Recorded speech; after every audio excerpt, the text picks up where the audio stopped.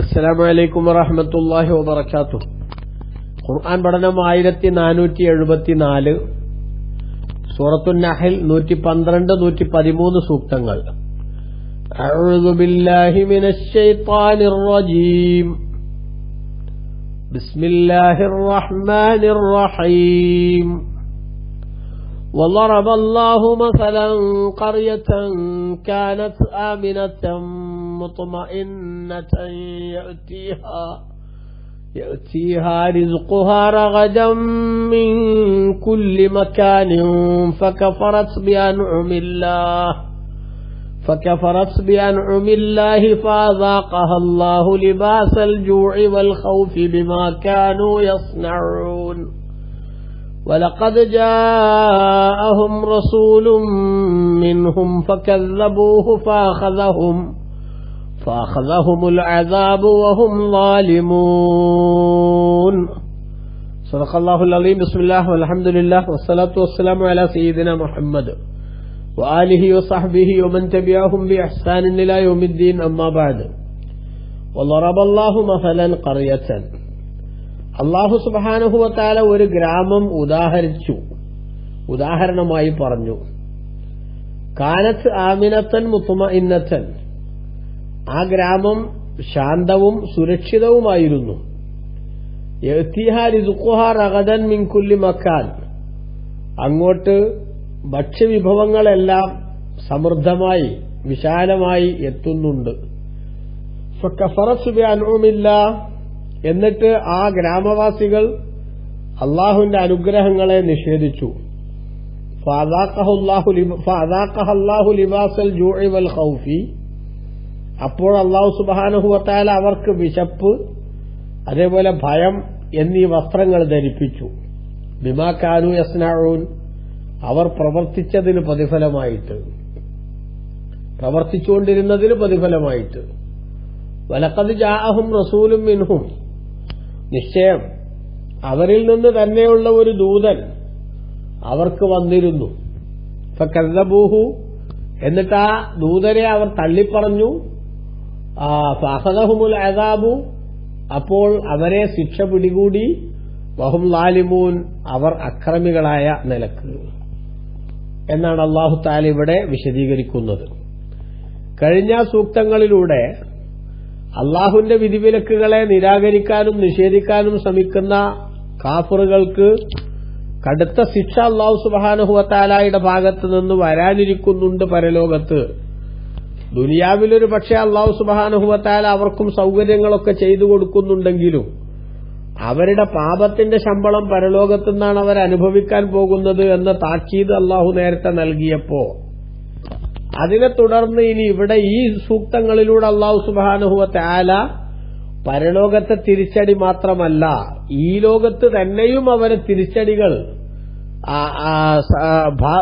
ബാധിക്കാൻ പോകുന്നുണ്ട് എന്ന് അല്ലാഹു സുബ്ഹാനഹു വ തആല താക്കീത് നൽകി എന്നാണ് ബഹുമാനപ്പെട്ട ഇമാം റാസി റളിയല്ലാഹു അൻഹു ഈ ആയത്തിന്റെ ബന്ധത്തെ സംബന്ധിച്ച് പറയുന്നത്. ആ ഭയം എന്താണ്, പ്രതിസന്ധി എന്താണ്, ഇവിടുത്തെ പ്രതിസന്ധിയും ഇവിടുത്തെ ശിക്ഷയും എന്താണ്? അവരുടെ സുരക്ഷിതത്വത്തിന് ശേഷമുള്ള അങ്ങേയറ്റത്തെ ഭയത്തിന്റെ സാഹചര്യങ്ങൾ, അതുപോലെ സമൃദ്ധമായി ആഹാരം കഴിക്കാനുണ്ടായിരുന്ന സംവിധാനത്തിന് ശേഷം വിശപ്പിന്റെ പ്രതിസന്ധികൾ, ഇത്തരം കാര്യങ്ങൾ കൊണ്ട് ഭൗതിക ലോകത്ത് തന്നെ അവരെ അല്ലാഹു സുബ്ഹാനഹു വ തആല പ്രതിസന്ധിയിലാക്കാൻ പോവുകയാണ്. എന്തുകൊണ്ടാണ് അവരെ അല്ലാഹു തആല അങ്ങനെ പ്രതിസന്ധിയിലാക്കിയത്? അവരിലേക്ക് അല്ലാഹുവിന്റെ സന്ദേശങ്ങൾ വിശദീകരിച്ചു കൊടുക്കുന്നതിനു വേണ്ടി ദൂതരായി കടന്നു വന്ന മുത്തുനബി സല്ലല്ലാഹു അലൈഹി വസല്ലമ തങ്ങളെ നിരാകരിക്കാനും നിഷേധിക്കാനും അവർ അത്യുത്സാഹത്തോടുകൂടെയാണ് രംഗത്ത് വന്നത്. നബി സല്ലല്ലാഹു അലൈഹി വസല്ലമ തങ്ങൾക്കും തങ്ങളുടെ കൂടെയുള്ള വിശ്വാസികൾക്കുമെതിരിൽ എന്തൊക്കെ കുതന്ത്രങ്ങൾ നടത്താൻ പറ്റുമോ അതെല്ലാം നിരന്തരം നടപ്പാക്കിക്കൊണ്ടിരിക്കുകയാണവർ. ഈ പാപത്തിന്റെ ശമ്പളം പരലോകത്തെന്തായാലും അതിഗുരുതരമായ വിധത്തിൽ അവരെ കാത്തിരിക്കുന്നുണ്ട്. ദുനിയാവിൽ നിന്ന് തന്നെയും ചില ഷോക്ക് ട്രീറ്റ്മെന്റ് അവർക്ക് അനുഭവിക്കേണ്ടതുണ്ട് എന്ന് അല്ലാഹു സുബ്ഹാനഹു വ തആല ഇവിടെ ഉദാഹരണം പറഞ്ഞുകൊണ്ട് സൂചിപ്പിക്കുകയാണ്. ഒരു ഗ്രാമം, ആ ഗ്രാമത്തിലുള്ള ജനങ്ങൾ വളരെ ശാന്തമായ അന്തരീക്ഷത്തിൽ, അതുപോലെ തന്നെ നിർഭയത്വത്തോടുകൂടെ ആരും തങ്ങളെ ആക്രമിക്കില്ല, തങ്ങൾ കയ്യേറ്റത്തിന് വിധേയരാവില്ല എന്ന ആ ഓവർ കോൺഫിഡൻസോടുകൂടെ ജീവിക്കുന്ന ഒരു സമൂഹം. അതോടൊപ്പം തന്നെ നാട്ടിൽ കലഹങ്ങളില്ല, പ്രശ്നങ്ങളില്ല, ആ വിധത്തിൽ ശാന്തമായി മുന്നോട്ട് പോകുന്ന ഒരു സമൂഹം. ആ ശാന്തമായി മുന്നോട്ട് പോകുന്ന സമൂഹത്തിന് പക്ഷേ ആ ശാന്തത നിലനിന്ന് കാണണമെന്ന ആഗ്രഹം അവർക്കില്ലാന്ന് തോന്നും വിധത്തിൽ അവരുടെ സ്വഭാവത്തിലുണ്ടാകേണ്ട നൈർമല്യമോ അല്ലെങ്കിൽ ഇത്തരം അനുഗ്രഹങ്ങൾ നൽകിയിട്ടുള്ള അനുഗ്രഹദാതാവായ ശക്തിയെ അഥവാ അള്ളാഹുവിനെ അതിന് നന്ദി രേഖപ്പെടുത്തുന്ന സ്വഭാവം സ്വീകരിക്കണം എന്നോ അവർക്ക് ബോധ്യം വന്നില്ല, അല്ലെങ്കിൽ അവരതിന് മെനക്കെട്ടില്ല. അങ്ങനെ വന്നപ്പോ നേരത്തെ ഉണ്ടായിരുന്ന സ്വസ്ഥതയുടെ സാഹചര്യത്തിന് പകരം ഭയം അവരെ പിടികൂടി. ശാന്തമായി സന്തോഷത്തോടുകൂടെ കഴിഞ്ഞുകൂടാൻ അവർക്ക് നേരത്തെ ധാരാളമായി ആഹാരമുണ്ടായിരുന്നു. എന്നാൽ ആ ആഹാരത്തിന്റെ സാഹചര്യങ്ങളും അല്ലാഹു സുബ്ഹാനഹു വ തആല അവരിൽ നിന്ന് എടുത്തു കളഞ്ഞു. അങ്ങനെ വന്നപ്പോ ശത്രുക്കൾ തങ്ങളെ പിടികൂടുമോ എന്ന ഭയം ഒരു ഭാഗത്തവർക്ക് വരുന്നു. അതോടൊപ്പം തന്നെ എല്ലാ നാടുകളിൽ നിന്നും വന്നുകൊണ്ടിരുന്ന ഭക്ഷ്യവിഭവങ്ങളുടെ സമൃദ്ധി അതവർക്ക് നഷ്ടപ്പെട്ടു പോകുന്നു. അങ്ങനെ വന്നപ്പോൾ അവരുടെ ജീവിതത്തിൽ നേരത്തെ ഉണ്ടായിരുന്ന സുരക്ഷിതത്വത്തിനു പകരം കടുത്ത ഭയം അവരെ പിടികൂടുന്നു. അതേപോലെ സമൃദ്ധമായ ജീവിതത്തിന് ശേഷം വിശപ്പിന്റെ വിളി കേൾക്കേണ്ട, വിശപ്പിന്റെ ബുദ്ധിമുട്ട് എന്താണെന്ന് മനസ്സിലാക്കേണ്ട ഒരവസ്ഥയിലേക്ക് അവരെത്തുന്നു എന്നാണ് അല്ലാഹു സുബ്ഹാനഹു വ തആല ഇവിടെ പറയുന്നത്. ഇവിടെ ഈ ഉദാഹരണത്തിലൂടെ പറയുന്നതിന്റെ ഒരു ഗുണപാഠം എന്ന് പറയുന്നതിൽ ഇത്രയേ ഉള്ളൂ. അള്ളാഹു അനുഗ്രഹങ്ങൾ നൽകിയിട്ട് അനുഗ്രഹങ്ങൾ അനുസരിച്ച് ജീവിതം മുന്നോട്ട് കൊണ്ടുപോകുമ്പോ അനുഗ്രഹങ്ങൾ നൽകിയിട്ടുള്ള ശക്തിയായ നാഥനെ വിസ്മരിക്കാനോ അവനെ നിരാകരിക്കാനോ അവന്റെ കൽപ്പനകളെ വെല്ലുവിളിക്കാനോ നിൽക്കുക എന്ന് പറയുന്നത് ഇരിക്കുന്ന കൊമ്പ് മുറിക്കുന്ന ബുദ്ധിശൂന്യതയാണ്. ആ ബുദ്ധിശൂന്യത കാണിച്ചിരിക്കുകയാണ് ഇവിടെ ഒരു കൂട്ടർ. ആ കൂട്ടരാണ് മക്കയിലെ മുശ്രിക്കുകൾ എന്ന് പറയുന്നത്. അതുകൊണ്ട് തന്നെ ഹാഫിദ് ഇബ്നു കസീർ ഉൾപ്പെടെ ഇമാം തബരി തങ്ങൾ ഉൾപ്പെടെ ഒട്ടനവധി മുഫസ്സിറുകളും ഇവിടെ പറഞ്ഞ ഗ്രാമം ഉദാഹരിച്ച അല്ലാഹു തആല പറഞ്ഞ ഗ്രാമം, ആ ഗ്രാമവാസികൾ ഗ്രാമം മക്കയും ഗ്രാമവാസികൾ മക്കയിലുള്ള മുശ്രിക്കുകളുമാണ് എന്ന് വിശദീകരിച്ചിട്ടുണ്ട്. ബഹുമാനപ്പെട്ട ഇബ്നു കസീർ തന്റെ തഫ്സീറിൽ ഇവിടെ ഹാദാ മസലുൻ ഉരീദ ബിഹി അഹ്ലു മക്കത്ത, മക്കക്കാർ ഉദ്ദേശിക്കപ്പെട്ടിട്ടുള്ള ഒരു ഉപമയാണിത് എന്ന് തന്നെ പറഞ്ഞിട്ടുണ്ട്. ഫഇന്നഹാ കാനത്ത് ആമിനത്തൻ മുത്മഇന്നത്തൻ മുസ്തഖറ, നല്ല സുരക്ഷിതത്വത്തിന്റേതായിട്ടുള്ള ഏറ്റവും ഏതൊരാൾക്കും ഏറ്റവും സേഫ് സോണിൽ താമസിക്കുക എന്ന കണ്ടീഷൻ ഫീൽ ചെയ്യുന്ന വിധത്തിലുള്ള നിർഭയത്വത്തിന്റെയും ശാന്തതയുടെയും സ്ഥലമായിരുന്നു മക്ക. യുതഖത്തഫുന്നാസു മിൻ ഹൗലിഹ, ആ മക്കയുടെ പരിസര നാടുകളിൽ നിന്നൊക്കെ ആളുകൾ റാഞ്ചിയെടുക്കപ്പെടാറുണ്ട്. ജനങ്ങളിൽ പലരും കയ്യേറ്റത്തിന് വിധേയരാവാറുണ്ട്. പക്ഷേ വമൻ ദഖലഹ കാന ആമിനൻ ലാ യഖാഫ്, മക്കയിലേക്ക് അങ്ങ് പ്രവേശിച്ചു കിട്ടിയാൽ പിന്നെ അവനൊന്നും ഭയപ്പെടേണ്ടതില്ല, അവൻ നിർഭയനായി. ഈ ഒരു കണ്ടീഷനായിരുന്നു മക്കയിൽ നിലനിന്നിരുന്നത്. എന്ന് പറഞ്ഞാൽ മക്കയിലേക്ക് അങ്ങ് പ്രവേശിച്ചു കഴിഞ്ഞാൽ പിന്നെ സ്വന്തം പിതാവിന്റെ ഘാതകനെ കണ്ടാൽ പോലും അവനോട് പ്രതികാരം ചെയ്യുക എന്ന ശൈലിക്കപ്പുറം അള്ളാഹുവിന്റെ അനുഗ്രഹീതമായ ഭവനം ഉൾക്കൊള്ളുന്ന കഅബാലയത്തിന്റെ പരിസരത്തെത്തിപ്പെട്ടാൽ എല്ലാ വിഭാഗം ആളുകളും മറ്റെന്തൊക്കെ കുറവുകൾ അവരിലുണ്ടെങ്കിലും ആ നാടിനോടുള്ള ആദരവും ബഹുമാനവും പരിഗണിച്ച് അവിടെ വെച്ചെന്തായാലും അതിനൊരു പ്രതികാരം ചെയ്യണ്ട എന്ന് തീരുമാനിക്കും. അപ്പൊ മക്കയിലേക്ക് എത്തിപ്പെട്ട ഒരാളെ സംബന്ധിച്ചിടത്തോളം അവിടെ എത്തുമ്പോൾ ഏറ്റവും സേഫ് സോൺ എന്നതാണ്, ഏറ്റവും സുരക്ഷിതമായിട്ടുള്ള ഒരിടം, ഒരു താവളം എന്നതാണ് മക്കയെക്കുറിച്ച് അവർ മനസ്സിലാക്കിയിരുന്നത്. എന്നാൽ അപ്പൊ മക്കയിലേക്ക്, മക്ക കഅബാലയത്തിന്റെ പരിസരമാണ്, കഅബാലയം ഉള്ളതുകൊണ്ട് തന്നെ അവിടേക്ക് എല്ലാ നാടുകളിൽ നിന്നും ഭക്ഷ്യവിഭവങ്ങൾ എത്തുന്നു, ആളുകൾ നന്നായിട്ട് ആഹാരം കഴിക്കുന്നു, സുഖമായി ജീവിക്കുന്നു. ഇനി ഇവർക്ക് തന്നെയും കച്ചവടാവശ്യാർത്ഥമോ മറ്റൊക്കെ പുറത്തു പോകുമ്പോ മക്കക്കാരെന്ന നിലക്ക്, കഅബാലയത്തിന്റെ പരിപാലകരെന്ന നിലക്ക് വലിയ അംഗീകാരവും അതേപോലെ തന്നെ ആദരവും ലഭിക്കുന്നു. മറ്റുള്ളവരെല്ലാം ആക്രമിക്കപ്പെടുമ്പോഴും ഇവർക്ക് നല്ല സുരക്ഷിതത്വത്തിന്റെ സാഹചര്യങ്ങളിലൂടെ മക്കയിൽ മാത്രമല്ല ഏത് നാട്ടിലൂടെയും യാത്ര ചെയ്യാൻ പറ്റും. ഞങ്ങൾ മസ്ജിദുൽ ഹറാമിന്റെ കമ്മിറ്റിക്കാരാണ് എന്ന് പറഞ്ഞാൽ അത്തരമൊരു ഐഡന്റിറ്റി അവർ പുറത്തെടുത്താൽ എല്ലാ നാട്ടുകാരും ആദരവോടെയും ബഹുമാനത്തോടെയും കാണുന്ന സാഹചര്യം നിലനിന്നിരുന്നു.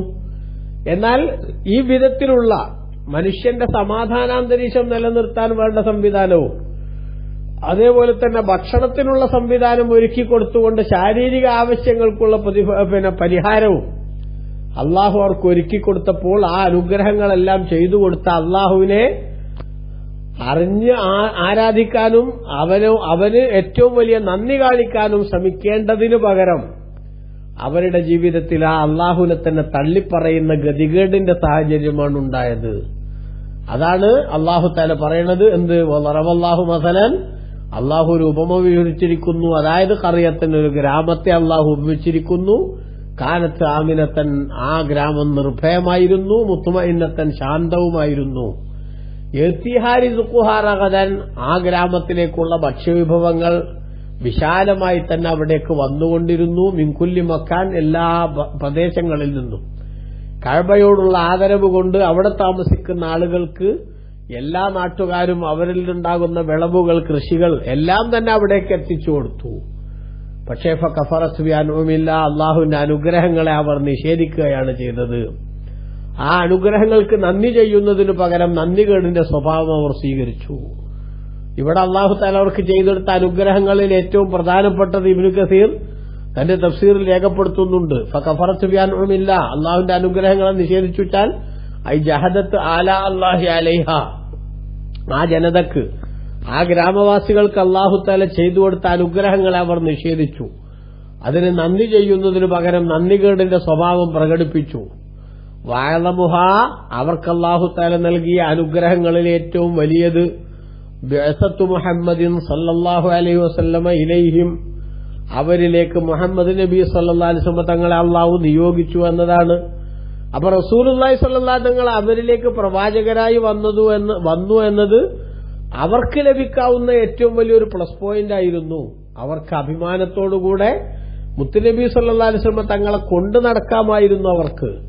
പക്ഷെ അവർ നബി സല്ലല്ലാഹു തങ്ങൾ പ്രവാചകരായി വന്നപ്പോ ആ പ്രവാചകരുടെ ആധികാരികത ചോദ്യം ചെയ്യാനാണ് പലപ്പോഴും അവർ സമയം കണ്ടെത്തിയത്.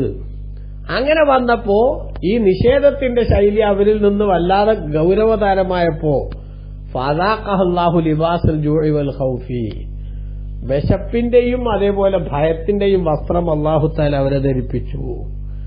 വിശപ്പിന്റെ വസ്ത്രം എന്ന് പറഞ്ഞാൽ പുറം നാടുകളൊക്കെ, ഇപ്പൊ മക്ക നമുക്കറിയാം, നബി സല്ലല്ലാഹു അലൈഹി വസല്ലം തങ്ങൾ മക്കയിലെ 13 കൊല്ലത്തെ ജീവിതകാലം, ആ ജീവിതകാലത്ത് നിബിതങ്ങൾക്കും അതേപോലെ തന്നെ സഹാബത്തിനുമെതിരിൽ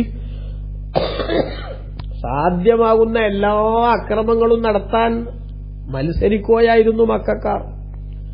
എന്നാൽ ആ അവസ്ഥക്ക് മക്കയിൽ നിന്ന് മദീനയിലേക്കുള്ള പലായനത്തോടെ ഹിജറയോടുകൂടെ മുസ്ലിമീങ്ങൾക്ക് പരിഹാരമാവുകയാണ്. മദീന ഇസ്ലാമിക് റിപ്പബ്ലിക് ആണ് എന്ന് മാത്രമല്ല, സാമാന്യം ഡെവലപ്ഡ് ആയിട്ടുള്ള ഒരു പ്രവിശ്യയായി തന്നെ മാറുന്ന സാഹചര്യം ഉണ്ടാകുന്നു. അങ്ങനെയൊക്കെ വന്നപ്പോ പല നാടുകളും ഇസ്ലാമിന്റെ കീഴിലേക്ക് അണിനിരക്കാൻ തുടങ്ങുകയാണ്. അവരെല്ലാവരും മുത്തുനബിയുടെ വാക്കുകൾക്ക് കാതോർക്കുകയാണ്. ആ വിധത്തിലുള്ളൊരു കണ്ടീഷൻ വന്നപ്പോ നബി സല്ലല്ലാഹു അലൈഹി വസല്ലം തങ്ങളുടെ എതിരാളികളായി ഈ മക്കക്കാർ ആ നാട്ടുകാർക്കെല്ലാം നോട്ടപ്പുള്ളികളായി മാറി. കാരണം ഇവരൊക്കെ മുഹമ്മദ് നബി സല്ലല്ലാഹു അലൈഹി വസല്ലം തങ്ങളുടെ എതിർപക്ഷത്താണ് നിൽക്കുന്നതല്ലേ. അതുകൊണ്ട് തന്നെ അവർക്ക് നമ്മുടെ ഭാഗത്തുനിന്ന് എന്തിനു സൗകര്യങ്ങൾ ചെയ്തു കൊടുക്കണം, അവരെ നമ്മൾ എന്തിനു സഹായിക്കണം. ജീവനേക്കാളേറെ നബി സല്ലല്ലാഹു അലൈഹി വസല്ലം തങ്ങളെ സ്നേഹിക്കുന്ന അവർക്ക് മുത്തുനബിയെ ശത്രുപക്ഷത്ത് നിർത്തുന്നു എന്ന് മാത്രമല്ല, റസൂലുള്ളാഹി സ്വല്ലല്ലാഹു തങ്ങൾക്ക് എതിരെ ആകാവുന്ന എല്ലാ കുതന്ത്രങ്ങളും, ആകാവുന്ന എല്ലാ ആക്രമണ ശൈലികളും പുറത്തെടുത്തിരുന്ന അവർക്ക് അനുകൂലമായോ അല്ലെങ്കിൽ അവർക്ക് സന്തോഷം നൽകുന്നതോ ആയിട്ടുള്ള നിലപാടുകൾ എടുക്കണ്ട എന്ന തീരുമാനത്തിലേക്ക് ഓട്ടോമാറ്റിക്കലി നാടുകളെത്തുകയാണ്. അങ്ങനെ വന്നപ്പോ ഭക്ഷ്യ വിഭവത്തിന്റെ കാര്യത്തിൽ സ്വയം പര്യാപ്തതയില്ലാത്ത മക്ക എന്ന നാട് പുറം രാജ്യങ്ങളിൽ നിന്ന് ഭക്ഷണങ്ങൾ വരാതാവുന്നതോടുകൂടെ അവർക്ക് പട്ടിണിയുടേതായിട്ടുള്ള പ്രതിസന്ധി ഉടലെടുക്കുകയാണ്.